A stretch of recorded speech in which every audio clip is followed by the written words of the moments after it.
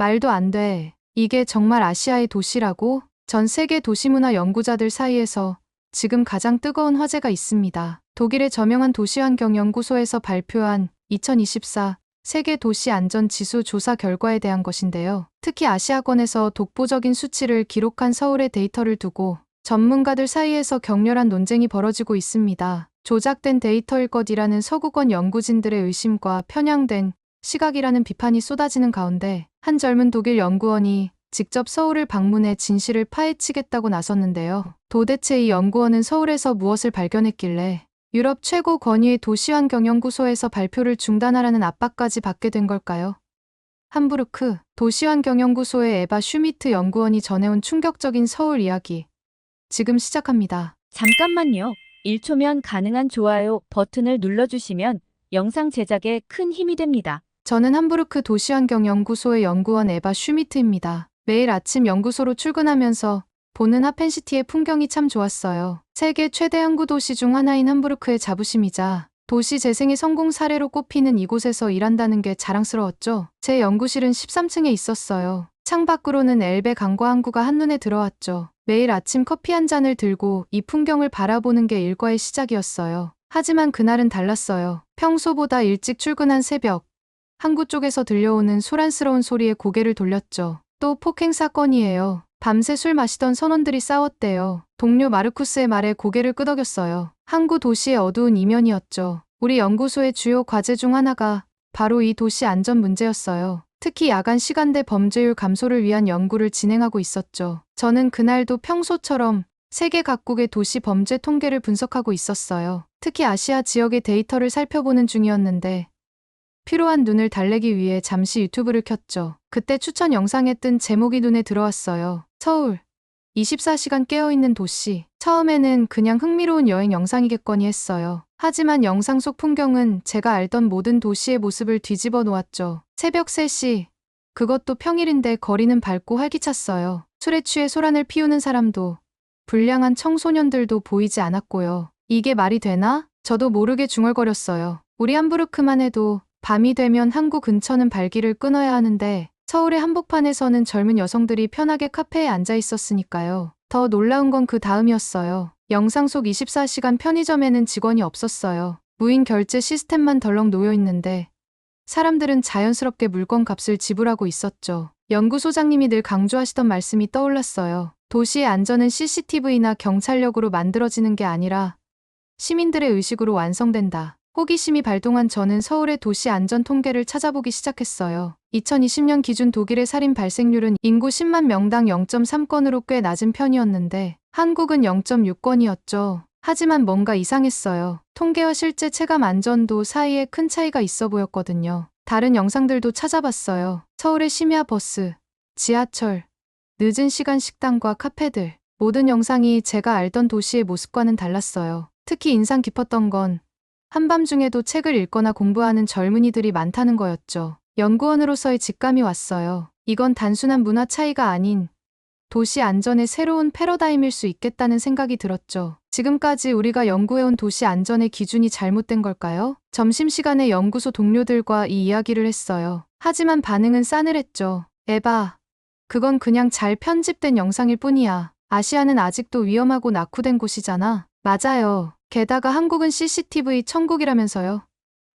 그게 무슨 진정한 안전이겠어요? 저는 속으로 생각했어요. 과연 그럴까? CCTV만으로 이런 도시 문화가 만들어질 수 있을까? 그날 저녁, 늦게까지 자료를 찾아보다가 충격적인 사실을 발견했어요. 서울은 UN 전자정부 평가에서 늘 최상위권이었고 시민들의 도시 생활 만족도도 놀라울 정도로 높았어요. 다음 날 아침, 저는 용기를 내어 연구소장님을 찾아갔어요. 3개월간 서울에서 현장 연구를 하고 싶습니다. 연구소장님은 의아한 표정을 지으셨죠. 에바, 당신 미쳤어요? 우리는 지금 하펜시티 프로젝트 한창이에요. 저는 제가 찾은 자료들을 하나씩 보여드렸어요. 서울의 도시 안전 지표, 시민 만족도 조사, 그리고 제가 밤새 정리한 연구 계획서까지. 연구소장님은 한참을 자료를 살펴보시더니 마침내 입을 여셨어요. 흥미롭군요. 하지만 확신이 서지 않네요. 왜 하필 서울인가요? 교수님, 우리가 찾던 답이 거기 있을지도 모릅니다. 도시의 안전은 시스템만으로 완성되는 게 아니잖아요. 서울은 뭔가 다른 걸 가지고 있는 것 같아요. 연구소장님은 잠시 생각에 잠기셨어요. 그러다 갑자기 책상 서랍을 여시더니 오래된 사진 한 장을 꺼내셨죠. 30년 전 제가 처음 아시아를 방문했을 때의 사진입니다. 그때는 서울이 이렇게 발전할 거라고 상상도 못했죠. 에바, 당신 생각이 맞을지도 모르겠네요. 그렇게 제 서울행이 결정됐어요. 그때는 몰랐죠.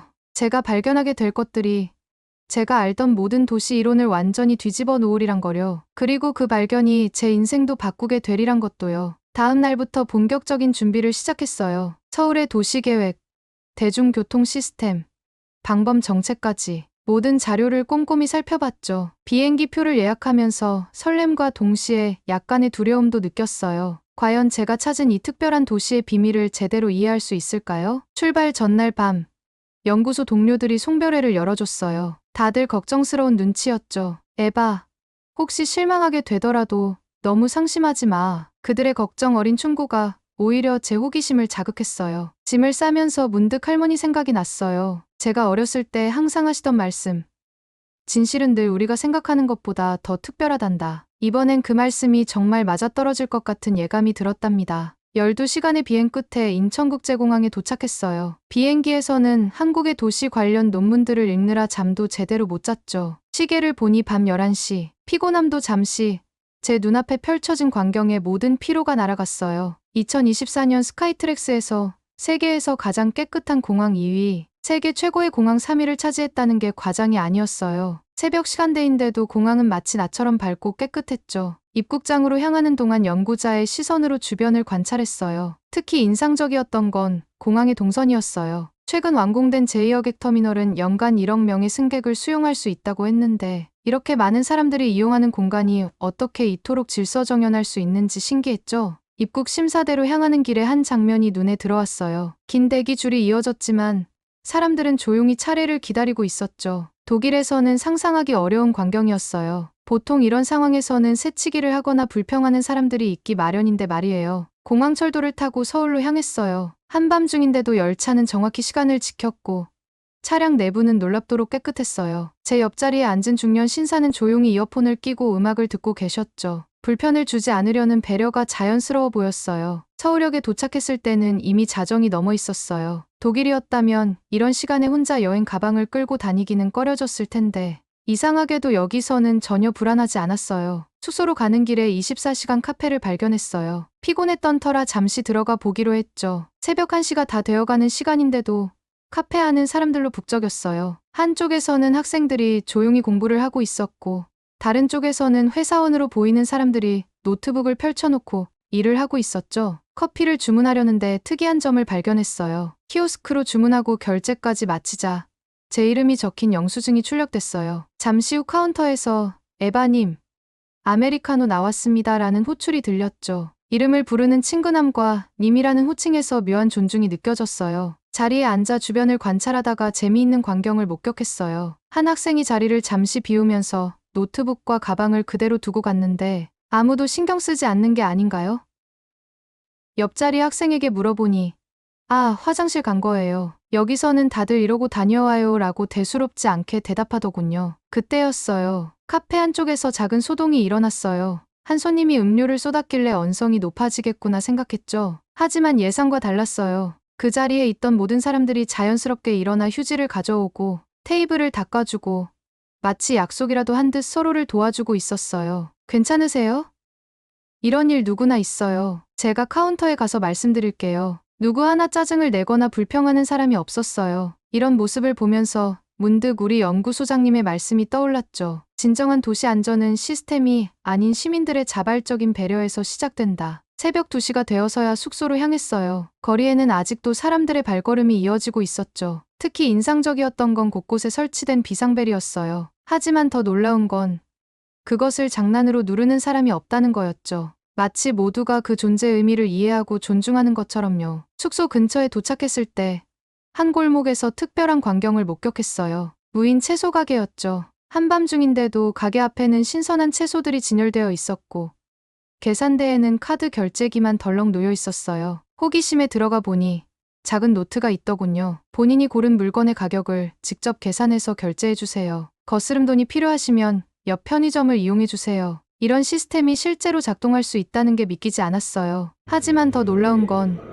노트 한 켠에 적힌 손님들의 메모였죠. 오늘 현금이 없어서 내일 들러서 결제하겠습니다. 거스름 돈이 없어서 100원 더 결제했어요. 다음 손님이 써주세요. 이런 작은 메모들이 도시의 신뢰를 만들어가고 있었던 거예요. 연구자로서 이런 현상을 어떻게 설명해야 할지 고민이 됐어요. 도시 안전과 신뢰를 단순히 수치화된 데이터로만 설명할 수 있을까요? 숙소에 도착해서 노트북을 펼쳤어요. 오늘 하루 동안 목격한 모든 것들을 기록하고 싶었거든요. 창밖으로는 여전히 밝은 서울의 밤거리가 보였어요. 첫날부터 이렇게 많은 발견을 했는데 앞으로의 3개월은 어떨까요?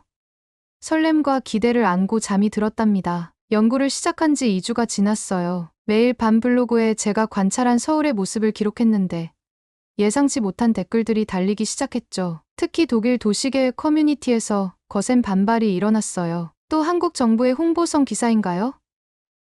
이런 게 진짜 연구라고 할 수 있나요? CCTV로 가득한 도시를 어떻게 안전하다고 할 수 있죠?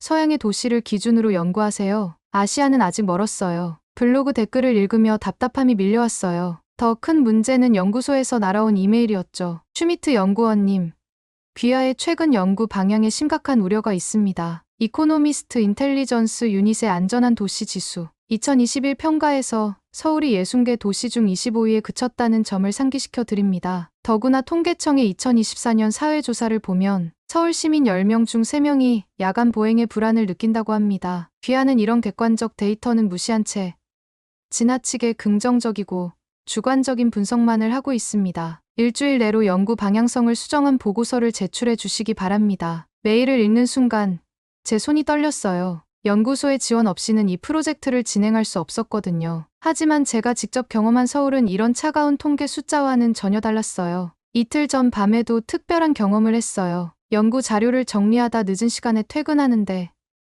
지하철이 끊겨서 버스를 탔거든요. 평소 같았으면 택시를 탔겠지만 어쩐지 그날은 버스에 올랐어요. 차창 밖으로 보이는 서울의 야경이 너무 아름다웠거든요. 버스에는 늦은 퇴근길의 회사원들, 공부를 마치고 돌아가는 학생들, 야간 아르바이트를 하러 가는 청년들이 있었어요. 모두 조용히 각자의 시간을 보내고 있었죠. 한 정류장에서 노인분이 타셨는데 금방 한 학생이 자리를 양보하더라고요. 그것도 너무나 자연스럽게요. 연구소 회의실도 팽팽한 긴장감으로 가득했어요. 베를린 공대에서 온 마틴 교수가 먼저 입을 열었죠. 에바, 당신은 도시 안전을 너무 단순하게 보고 있어요. 서울의 CCTV는 프라이버시 침해의 상징입니다. 그들은 감시를 통해 억지로 안전을 만들어내고 있는 거예요. 옆자리에 한나 박사도 가세했어요. 게다가 서울의 야간 문화는 건강하지 않아요. 새벽까지 이어지는 업무와 학업. 이건 오히려 사회 문제 아닌가요? 하지만 제가 본 것은 달랐어요. 지난주에는 늦은 밤 편의점에서 특별한 광경을 목격했거든요. 한 손님이 실수로 음료수를 쏟았는데 주변 손님들이 자연스럽게 휴지를 가져다 주고 닦는 것을 도와주더라고요. 아무도 시키지 않았는데도 마치 오래된 이웃처럼 서로를 도왔어요. 그날 밤 답답한 마음에 여의도 한강공원으로 나갔어요. 새벽 1시가 넘은 시간인데도 이곳은 또 다른 세상이었죠. 텐트를 치고 캠핑을 즐기는 가족들, 자전거를 타는 젊은이들, 강변을 따라 조깅하는 사람들. 이런 광경을 어떻게 단순한 수치로 설명할 수 있을까요? 주변을 관찰하며 생각에 잠겼어요. 그때 옆 벤치에서 들려오는 대화가 귀에 들어왔죠. 할머니, 이렇게 늦은 시간에 혼자 나오시면 위험하시다고 했잖아요. 아이고, 내가 여기 산 지가 40년이야. 여기가 우리 동네 앞마당이지. 뭐가 위험해. 저도 모르게 웃음이 났어요. 도시의 안전을 가장 잘 아는 건 바로 그곳에 사는 사람들이겠죠. 문득 연구자로서의 제 태도가 잘못된 건 아닐까 하는 생각이 들었어요. 선입견을 가지고 시작한 건 오히려 저였던 거예요. 다음 날부터는 시선을 바꿨어요. 단순히 관찰하고 기록하는 것이 아니라 제가 직접 서울의 일상을 살아보기로 한 거예요. 편의점 알바생과 대화도 나누고 심야 버스 기사님의 이야기도 듣고 새벽 배달을 하는 택배기사님과도 이야기를 나눴어요. 그들의 이야기 속에서 도시의 진짜 모습을 발견할 수 있었죠. 강남역 인근의 스타트업 빌딩에서 만난 직원들의 이야기도 흥미로웠어요. 저희는 자발적으로 이 시간을 선택했어요. 누가 강요해서가 아니라 각자의 리듬에 맞춰 일하는 거죠. 대신 아침에 늦게 출근할 수 있고요. 서울대 도시공학과 김 교수님과의 만남은 이러한 직관에 학문적 근거를 더해주었어요. 교수님은 지난 30년간의 서울 도시 발전 데이터를 보여주셨죠. 1990년대만 해도 서울의 밤거리는 위험했어요. 하지만 도시가 24시간 깨어있게 되면서 달라졌죠. 많은 사람들이 밤거리를 채우면서 역설적으로 더 안전해진 겁니다. 며칠 후 독일 연방경찰의 2023년 통계 자료를 검토하다 충격적인 사실을 발견했어요. 베를린의 인구 10만 명당 범죄 발생률이 13,718건. 반면 서울은 그 절반에도 미치지 못했죠. 이런 발견들을 정리하면서 이제는 자신 있게 말할 수 있을 것 같아요. 서울의 안전은 CCTV나 경찰력의 결과가 아니라 시민들의 일상이 만들어낸 기적이라는 거요. 이제 이 사실을 어떻게 증명할 수 있을지. 그것이 제 다음 과제가 되었답니다. 매일 밤 연구 데이터를 검토하면서 한 가지 분명해진 게 있었어요. 단순한 범죄율 통계로는 서울의 진정한 안전을 설명할 수 없다는 거죠. 숫자 너머에 있는 진짜 이야기를 찾고 싶었어요. 우선 전자정부 평가 자료부터 살펴봤죠. UN 평가에서 한국이 193개국 중 4위를 차지했고, 특히 온라인 서비스 부문은 세계 1위였어요. 이건 단순한 순위가 아닌 도시의 투명성과 신뢰도를 보여주는 증거였죠. 서울시의 심야 생활 인구 데이터는 더욱 놀라웠어요. 휴대폰 위치 기반으로 추정된 이 데이터에 따르면 새벽 1시에서 6시 사이 강남역 인근의 생활 인구는 오히려 낮 시간대의 30%에 달했어요. 그러던 중 연구소 동료 마르쿠스가 걱정스러운 소식을 전해왔어요. 연구소 내부에서 제 연구의 객관성에 의문을 제기하는 목소리가 커지고 있다는 거였죠. 특히 블로그에 올린 내용들이 감정적이고 비과학적이라는 지적이 많았어요. 통계와 수치만으로는 부족하다는 거였죠. 하지만 제가 서울에서 보낸 시간들은 숫자로는 설명할 수 없는 많은 것들을 보여주고 있었어요. 처음 겪은 일은 연구 초반, 강남역 근처 편의점에서였어요. 급하게 물건을 사느라 지갑을 두고 온 걸 한참 뒤에야 알았죠. 현금이 10만 원이나 들어있었는데 다음 날 아침 경찰서에서 연락이 왔어요. 누군가 지갑을 가져다 주셨다는 거예요. 현금은 물론이고 영수증 한 장까지 그대로였죠. 그 후로도 비슷한 일들이 계속 있었어요. 한 번은 이태원에서 휴대폰을 잃어버렸는데 지하철 분실물 센터에서 찾을 수 있었고, 또 한 번은 홍대 카페에 노트북을 두고 왔다가 1시간 뒤에 찾으러 갔는데 그대로 있더라고요. 특히 인상 깊었던 건 비 오는 날 호텔로 가는 길에 겪은 일이에요. 우산을 가지고 나왔는데 어디서 잃어버렸는지 찾을 수가 없었죠. 근처 편의점에 들어가서 새 우산을 사려는데 계산대 옆에 있던 할머니가 이거 써요. 나는 집이 가까우니까 하시면서 본인 우산을 건네주시는 거예요. 다음 날 우산을 돌려드리러 갔더니 오히려 저를 걱정하시더라고요. 어제 많이 안 맞았어요? 감기 조심하세요. 무인 점포에서의 경험도 특별했어요. 처음에는 낯설었죠. 새벽 2시에 들른 무인 편의점에서 결제 시스템을 이해 못해 헤매고 있는데 다른 손님이 자연스럽게 도와주셨어요. 그 후로는 무인 세탁소, 무인 카페, 심지어 무인 채소 가게까지 다양한 곳을 이용해봤는데 한 번도 불안하다는 생각이 들지 않았어요. 늦은 밤 연구실에서 귀가할 때마다 느끼는 안전함도 특별했어요. 첫 주에는 걱정되어서 택시만 탔는데 어느 순간부터 올빼미 버스를 자주 이용하게 됐죠. 처음엔 늦은 시간에 혼자 버스를 타는 게 불안했는데 매일 같은 시간에 만나는 승객들이 생기면서 이상한 안도감이 들었어요. 야간 근무를 마치고 귀가하는 간호사 선생님, 편의점으로 출근하는 대학생, 신문 배달을 시작하는 아저씨까지 각자의 일상을 살아가는 사람들이 만드는 작은 커뮤니티 같았죠. 한 번은 버스에서 배터리가 완전히 방전된 적이 있었어요. 늦은 시간이라 걱정됐는데 옆자리 승객이 보조 배터리를 빌려주셨어요. 저도 저번에 똑같은 일이 있었어요. 이제 항상 여분 배터리를 가지고 다녀요. 골목길에서 겪은 일도 잊을 수 없어요. 구글맵이 갑자기 먹통이 되어서 길을 잃었는데 귀가하던 고등학생이 같은 방향이라며 지하철역까지 데려다 주겠다고 했죠. 걸어가는 동안 이 동네의 숨은 맛집도 알려주고 근처 24시간 도서관 정보도 공유해줬어요. 24시간 도서관 얘기를 듣고 다음날 바로 가봤는데 그곳에서 또 다른 서울의 모습을 발견했어요. 새벽 3시인데도 자습하는 학생들, 논문 쓰는 대학원생들, 밤샘 근무 준비하는 직장인들로 가득했죠. 도서관 관리자 분께 여쭤보니 밤에도 사람이 있으니까 더 안전하죠. 서로가 서로를 지키는 거예요. 라고 하시더라고요. 교통 데이터를 보니 이런 현상이 수치로도 확인됐어요. 심야 시간대 지하철과 버스 이용객 수가 꾸준히 증가하는 추세였거든요. 특히 올빼미 버스 14개 노선의 평균 탑승률이 65%를 넘었다는 건 정말 놀라웠어요. 같은 시간대 런던의 나이트 버스 탑승률이 40% 정도인 것을 감안하면 말이죠. 한강공원에서의 경험도 특별했어요. 연구 자료를 정리하다 답답해서 새벽에 산책을 나갔는데 제가 상상한 것과는 전혀 다른 광경이 펼쳐졌죠. 자전거를 타는 사람들, 러닝하는 사람들, 텐트 치고 캠핑하는 가족들까지.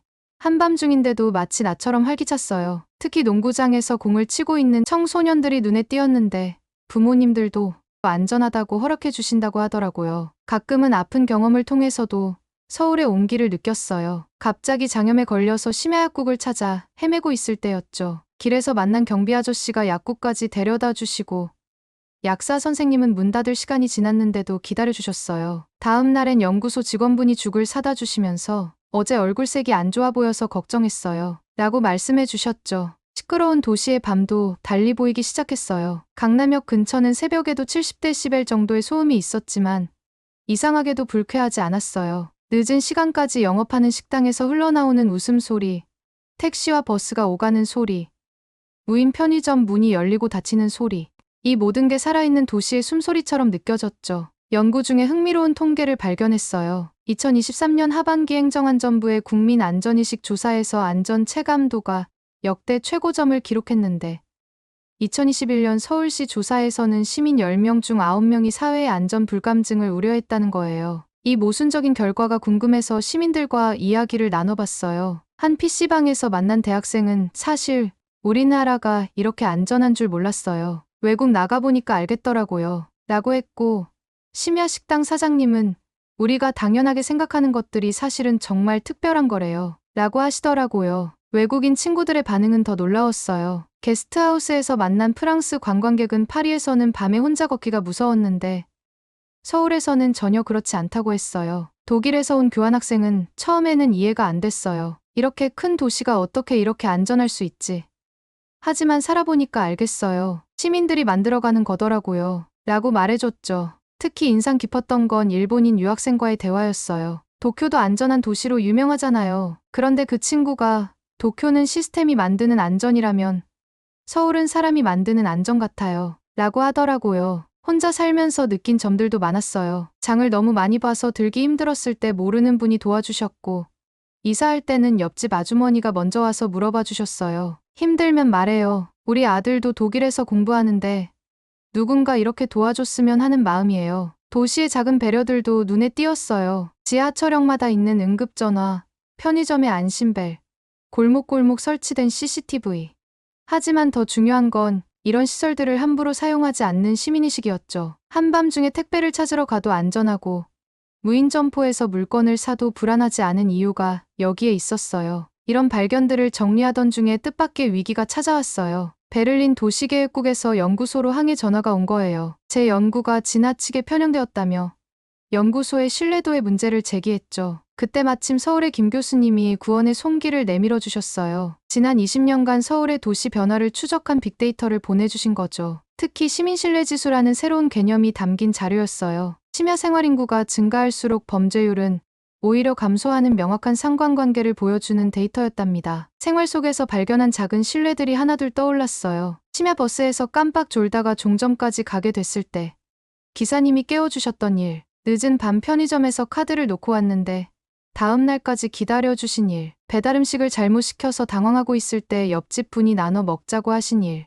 이런 경험들이 쌓여 안전이 된다는 걸 이제는 알 것 같았어요. CCTV 설치 전후의 비교 데이터는 더욱 놀라웠어요. CCTV가 없던 시기에도 이미 시민들의 자발적인 질서가 존재했다는 걸 보여주는 자료였죠. 기술은 그저 이러한 시민의식을 보완하는 도구였을 뿐 원인이 아니었던 거예요. 연구소장님은 이 자료들을 보시고는 태도가 달라지셨어요. 슈미트 박사, 당신이 발견한 건 단순한 도시 안전이 아닌 새로운 형태의 도시 문화군요. 베를린 시장실에서도 연락이 왔다며 특히 야간 도시안전 정책 부분에 큰 관심을 보인다고 하셨죠. 서울에서의 마지막 날, 늦은 밤 연구실에서 자료를 정리하다가 커피를 사러 나갔어요. 평소처럼 24시간 카페에 들어섰는데 문득 이곳에서 보낸 시간들이 떠올랐어요. 늦은 밤에도 공부하는 학생들, 일하는 직장인들, 책 읽는 어르신들, 모두가 서로를 의식하지 않으면서도 배려하고 있었죠. 그동안의 관찰과 경험을 토대로 새로운 분석 틀을 만들었어요. 도시 안전의 생태학적 접근이라고 이름 붙였죠. 도시의 안전은 단순한 범죄 예방이나 감시가 아닌